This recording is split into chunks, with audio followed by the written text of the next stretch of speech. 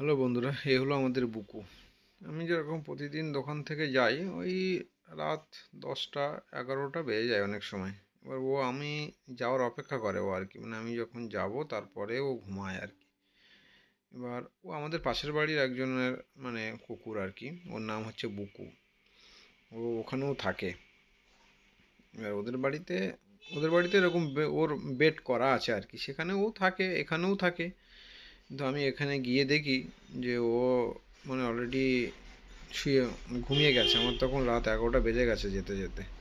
দেখি ও ঘুমিয়ে গেছে। গিয়ে উপরে মশা, প্রচণ্ড পরিমাণে মশা, এত মশা। এবারে ও ও যেটা আর কি, যে এটা আমাদের বালাপোষ বলা হয় আর কি, এটা এই বালাপোষের উপরে ও ঘুমায় আর কি। এবারে ওটা সব এক জায়গায় করে নিয়ে ও ঘুমাচ্ছে।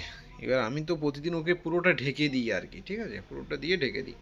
কিন্তু ওকে আজ এত মানে মারছি বা ধাক্কা দিচ্ছি যে তুই ওঠ একটু, আমি ওটা দিয়ে পুরো ঢেকে দেবো, ও উঠবেই না। ও আমার যেতে দেরি হয়েছে, শুয়ে পড়েছে অলরেডি, আর ঠান্ডা, খুবই ঠান্ডা, ও উঠতেই চাইছে না।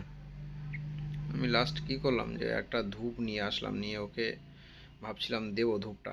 এবার ধূপটা জ্বালিয়ে দিয়েছিলাম, কিছুক্ষণ জ্বললো। আমি ভাবলাম না, ধূপটা দিলে আর কতক্ষণ জ্বলবে।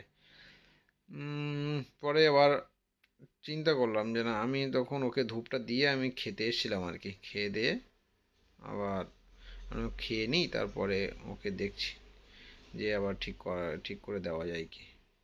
কিন্তু ও আবার ধূপের গন্ধটা নিতে পারছিল না, মানে কিছুক্ষণ দেওয়ার পরে দেখি মানে ও একটু নড়ছে বারবার, মানে থাকতে পারছে না আর কি।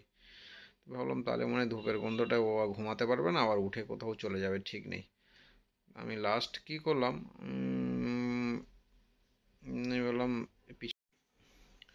লাস্ট পিছন দিক থেকে লাঠি দিয়ে ওইটা আমি টেনে টেনে একটু বার করলাম, ওটা পুরোটা, মানে যাতে ওকে ঢেকে দেওয়া যায়। ও সারা রাতের মধ্যে আর কোনো কিছু ও বলে না আর কি, মোটামুটি ঢেকে দিলে ও সুন্দর করে ঘুমিয়ে যায়।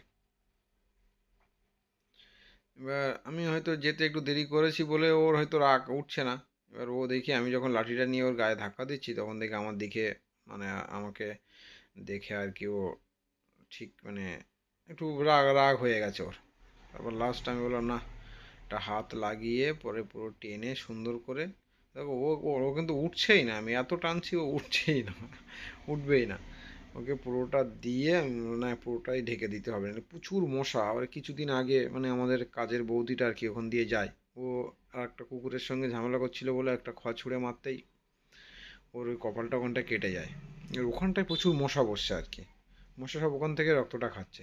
এবার আস্তে আস্তে সেরে গেছিলো ওখানটায় মশা খেয়ে, আরও খারাপ করে দিয়েছি। এবার পুরো প্যাকিং করে দিলাম ওকে, ওকে পুরো